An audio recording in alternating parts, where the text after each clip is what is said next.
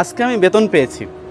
আজকে আমার বেতনের টাকা দিয়ে দেখি, যেহেতু গতবার ঈদে সবাইকে কেনাকাটা করে দেওয়া হয় নাই, এবার একটু কেনাকাটা করে দেওয়ার চেষ্টা করি। 1,000 টাকা দিয়ে মায়ের একটা শাড়ি না দিলেই নয়, 1,000 টাকা দিয়ে বাবার একটা পাঞ্জাবি না দিলেই নয়, এবং ছেলে মেয়ের জন্য 2,000 টাকা বরাদ্দ করা হলো।